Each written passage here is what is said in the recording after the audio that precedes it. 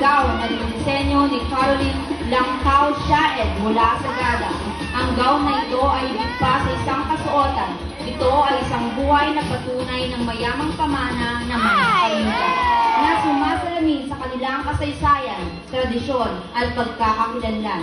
Pinalamutian ng mga tradisyonal na tekstil ng Kalinga ang gown, kilala sa makukulay na kombinasyon at magagandang beadwork.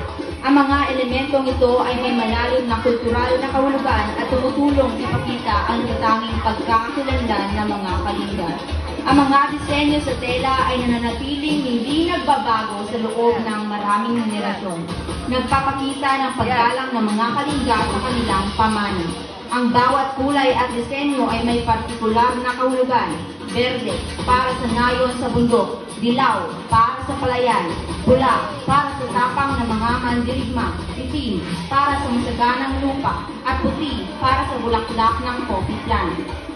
Dagdag pa sa kagandahan ng gown ng mga beads na simbolo ng kapangyarihan at otoridad sa lipunang Kalinga. Ang gown na ito ay hindi lamang pahayag ng fashion, kundi simbolo ng patuloy na espiritu ng mga Kalinga.